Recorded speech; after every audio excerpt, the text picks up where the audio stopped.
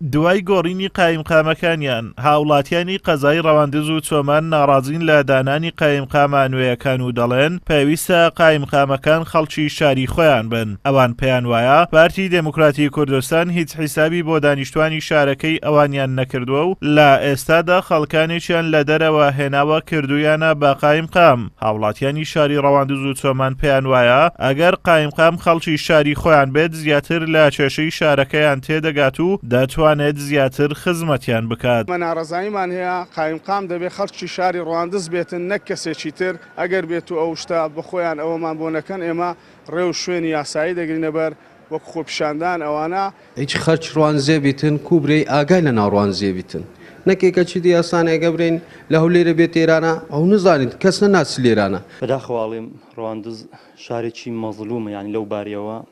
جگەلەوەی لە ڕووی خزمەت گوزاریەوە تا بڵێ زۆڵمی لێکراوە حەقی خۆی پێنەدراوە هەرچەندە لەوانەیە حکوومەت لە ڕابردووە بودجەی زەبەلاحیشی بۆ تەرخانکی بەڵام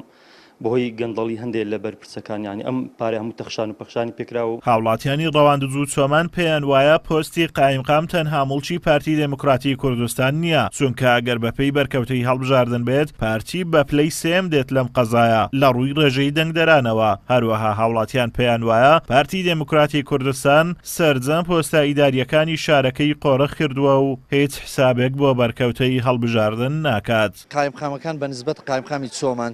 نزیکی 14 ساڵە ئەو قایمقامە لە پۆستەکەی نمایتەوە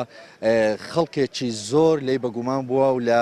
کارەکانی ڕازی نەبووە تا ئێستا ئەو کارانەی کە جێبەجێ کردوونە بەنسبەت ئەو قەزایە بۆ نمونە لە هیچ کاتێکدا لە قەزای چۆمان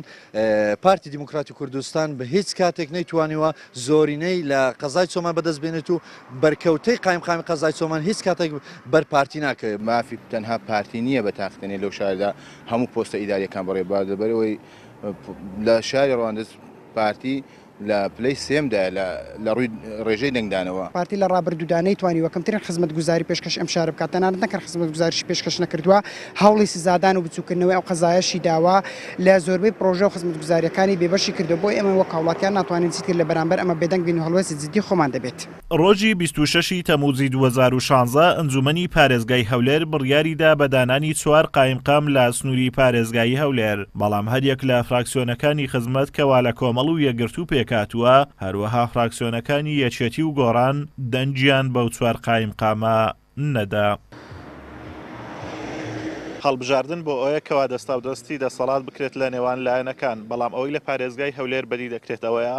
کەوا دەسەڵات تەنیا لەلایەن لایەنێکەوە قۆڕخ کراوە و هیچ بەرکەوتەی هەڵبژاردن بە لایەنەکانی تر نادرێت. ئازاد ئۆمەراوی کەناڵی ئاسمانی پەیام قەزای ڕەواندز.